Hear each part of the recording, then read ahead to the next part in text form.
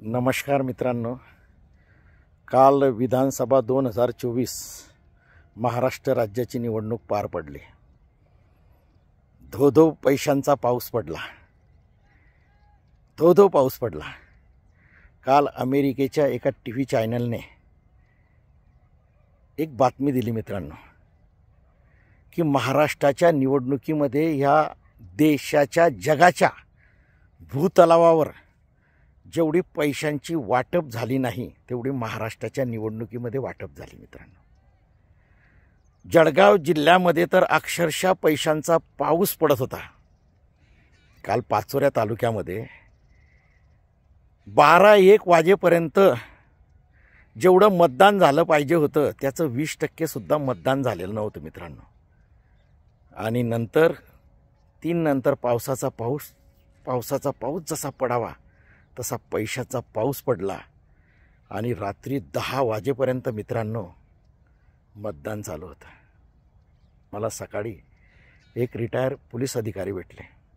त्यांनी सांगितलं, रमेश आबा, माझ्या आयुष्यात मी 37 वर्ष पोलीस खात्यामध्ये नोकरी केली।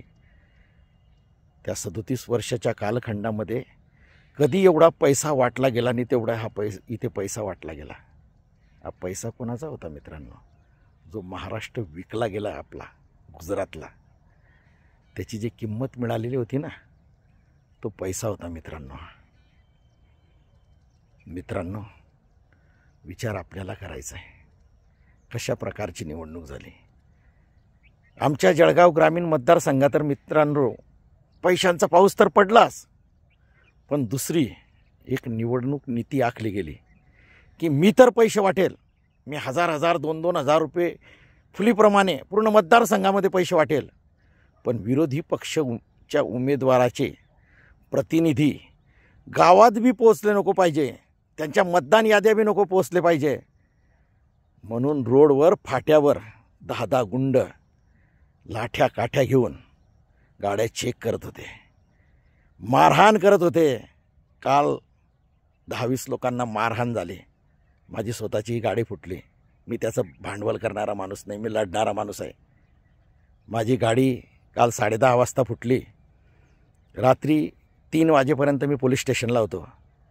पोलीस स्टेशनचे कागदपत्राची FIR मी सकाळी 5-5:30 वाजेपर्यंत ते सोशल मीडियावर व्हायरल केले।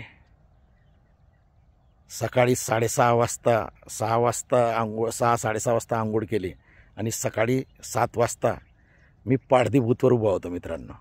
त्याचं मला कौतुकी करायचं नाही, त्याविषयी बोलायचं नाही, परंतु विरोधी पक्षाच्या उमेदवाराचे मतदान याद्यासुद्धा पोचायला नको पाहिजे अशा प्रकारची निवडणूक होते मित्रांनो। एक 75 वर्षाचे ज्येष्ठ नागरिक मला सकाळी भेटले आणि त्यांनी सांगितलं की माझ्या आयुष्यात असे पैसे वाटण्याची निवडणूक मी बघितलेली नाही।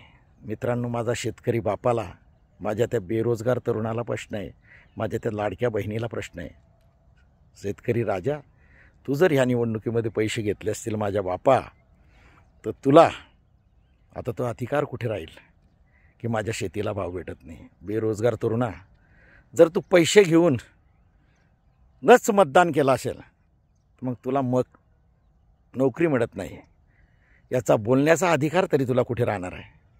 माझ्या लाडक्या बहिणी, जर तू खरंच पैसे घेऊनच मतदान केलेलं असेल तर मग महिलांवर अत्याचार झाला म्हणून आवाज उठवण्याचा अधिकार माझ्या बहिणी तू कुठे राहिलेला आहे? मित्रांनो, आपल्या देशाला स्वातंत्र्य मिळण्यासाठी लाखो लोकांनी आपलं जीवन अर्पण केलं या देशाला। वरून जर ते बघत असतील आणि म्हणत असतील, अरे यांच्यासाठी मी बलिदान दिलं। मित्रांनो, मला आज माफी मागायची, मला बाबासाहेबांची माफी मागायची। बाबासाहेब, तुम्ही आम्हाला जो मतदानाचा अधिकार दिला, आम्ही नाही किंमत करू शकत हो त्याची।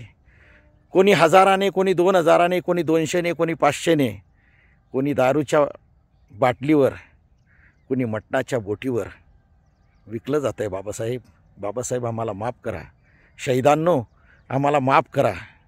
तुम्ही जे आम्हाला ज्या लायकीचे समजत होते, खरंच आम्ही त्या लायकीचे नाही आहे।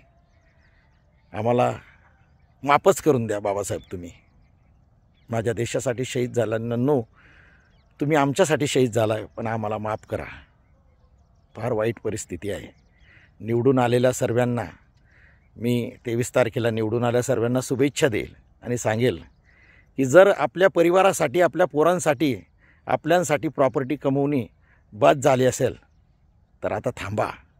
आता माझ्या या भोड्याभाड्या जनतेसाठी, भोड्या बाबड्या जनतेसाठी, माझ्या शेतकरी बापासाठी, माझ्या बेरोजगार तरुणांसाठी, माझ्या महिलांसाठी, माझ्या दीनदलित गरिबांसाठी, दुबळ्यांसाठी, वंचितांसाठी आपण ही पुढची सत्ता गाजवावी आणि वापरावी अशी मी विनंती करेल. मित्रांनो, माझे विचार जर आपल्याला आवडत असतील तर आपला रोखठोक रमेश माणिक पाटील म्हणून हा माझा नंबर सेव्ह करून घ्या. माझा नंबर आहे 97640 70070. माझं हा नंबर आपल्या गावातल्या ग्रुपमध्ये ॲड करा. मी काही थांबणार नाही आहे, मी काही बंद होणार नाही आहे. कारण मी नेहमी सांगतो कि गलत का विरोध कीजिए, गलत का विरोध कीजिए. राजकारण हो या समाज, इतिहास आवाज़ उठाने वालों का लिखा जाता है, तलवे चाटने वालों का नहीं. मी आवाज़ उठवणाऱ्यामधला आहे.